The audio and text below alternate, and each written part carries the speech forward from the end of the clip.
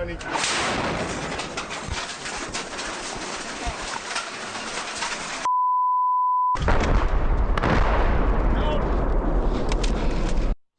days of horror in Ukraine as Vladimir Putin carves an even larger trail of destruction. Russia being accused of war crimes after raining down artillery shells on civilians trying to flee to safety. At least 8 people, including children, killed in a city outside of Kyiv. Ukraine says Russia is using medieval-style siege tactics to punish cities. In Mariupol, where 200,000 civilians are struggling to escape, the city has been without water and power for days. With carnage and suffering increasing, Russia has now sent nearly 100% of its forces staged at the border into Ukraine. President Zelensky once again calling on the West for more help. This is murder, deliberate murder. Think about the sense of impunity of the invaders. They announced their planned atrocities. Why? Because there is no reaction. Because there is silence. Not a word. As if Western leaders have dissolved tonight. The audacity of the aggressor is a clear signal to the West that sanctions against Russia are not enough.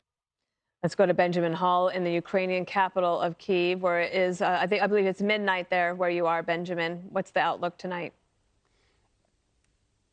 It is, Dana, yes, and at the moment it's quiet here in Kyiv, but I can tell you just a few hours ago there was heavy shelling across large parts of the city, around all the outskirts, to our north, our northwest and our west. Clearly, Vladimir Putin's forces making an ever bigger push for this city. Look, on the one hand today we have seen a real escalation on the attacks on civilians. I mean, you see some of the pictures coming from cities like Kharkiv and Mariupol and Kherson. It is devastating. Whole districts absolutely flattened, leaving no doubt whatsoever that Putin is indiscriminately now bombing these cities, hitting schools and hospitals. And then on the other hand, you have Putin offering humanitarian corridors, potential peace talks. But everyone here knows those are an absolute farce. We talk about the humanitarian corridors. Out of Mariupol yesterday, where buses were supposed to go in and rescue those 200,000, the Red Cross today saying that that route out had been mined. On other attempts to get them out, shells fell around the buses, making it impossible to evacuate anyone. And then today, another offer for humanitarian corridors out of 6 areas. They were all leading to Russia and Belarus, asking the very people who were fleeing to head right into their captors' hands. And so right now, the trust in Vladimir Putin is incredibly low. Nevertheless, there was a third round of negotiations today between the Russians and the Ukrainians in Belarus. There was no outcome specifically. They said they discussed further humanitarian efforts, but nothing really came of it. And so right now we have this scenario where the escalation is all on Putin's side. He is hitting towns, he is hitting villages, and he's inching ever closer to villages. But the fact is the Ukrainians are still doing remarkably well at holding back the Russians. And so what the Russians have started to do is use their longer range weapons. We've seen them use longer range artillery, more from the air, and that is a lot less precise. And that's why we're seeing civilian casualties rise dramatically. Also reports that the Stingers were being so successful, these planes that were coming in lower to drop dumb bombs, those planes have just started flying a lot higher. That also means far less accuracy. So again, it is a scorched earth move at the moment, the same way that we had seen in Aleppo and Grozny. It is really worrying right now what we're seeing, and it is all because the Ukrainians have fought so well, so bravely at holding them back, that we're seeing this rise in indiscriminate attacks. Dana? Benjamin, thank you. Stay safe, and I'm sure we'll see you on the channel later this evening. Judge Janine, for those civilians who are trying to flee, to realize that the route that they were told that they could take was mined is very offensive. It's just heartbreaking and offensive. And yet here they are. The Ukrainians go back to the table again today. Imagine sitting across from the Russians and asking for additional humanitarian corridors. Well, look, the fact that they mine those evacuation corridors, the fact that there is shelling in those corridors, or that those corridors lead to Russia or Belarus is an indication that this guy is not an honest actor. We've been sitting here for 12 days, okay, and talking about him. You know, Zelensky put it perfectly. This is murder, deliberate murder with impunity, with no consequence.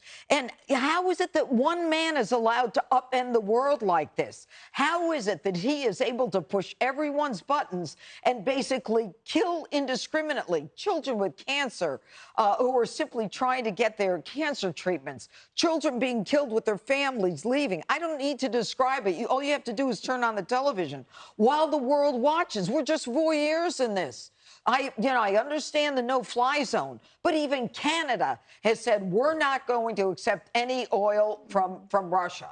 And now what we're doing, and I don't want to get into the later parts of the show, but we want to work with Venezuela. Well, didn't we hate Maduro? We want to work with Iran. Well, aren't we going to fund the nuclear bomb with Iran? And, why? It's so easy to just make a left turn, a lower turn, and go to Texas, go to Pennsylvania. We can be energy independent. And the truth, do you remember last week, Dana, when I said 48% of Americans are willing to suffer and pay higher prices? Today, it's 71% of Americans are willing to suffer the higher prices in order to help these people. We're good people across the world, and this pig has got his thumb on and his knee on our neck. Jesse, how do you assess things today? It's awful. I mean, this was a bad weekend for the Ukrainians, for the civilians in Ukraine, and I'm not shocked anymore. I think in the beginning, people were shocked by the horror that Vladimir Putin was imposing on these people. It's shocking, but we shouldn't be shocked. This guy is a barbarian. It's Napoleonic what he's doing, and it's going to get worse. And the American people have to understand that, because in the beginning, we thought the sanctions were super effective. And how could we do this? We've never seen anything like that. It's going to get a lot worse before it gets a lot better. And the president has not prepared the country for a long game. And this is a long game. Our American strategy, the Western strategy, is to turn the Russian Empire into a graveyard in Ukraine. And that's going to take a very long time. And we're going to see a lot of dead bodies. And it's going to be sad. Right now, I'm not sure in the next couple weeks or months the American people are going to vote the same way as they did in that poll. We're in recession territory, pretty much. We're already in correction territory. We can't afford $200 oil. We can't afford $5 oil. Joe Biden has not said construction costs are going up, technology costs are going up. What's he done about wheat prices? What's he done about food prices, fertilizer? The Black Sea is basically done. No shipping companies going in there. No one's underwriting any sort of trade in the entire region. So I'm afraid you're going to have a domino effect that's going to spiral out of control right as you come out of a recession. This country's not going to have a recovery if we're going to get hit in the face with $5 a gallon gasoline. And the American people are not prepared for this. The president has not prepared the country for this. And we are heading really fast to a potential war. Talking about a no-fly zone. People are getting trigger happy.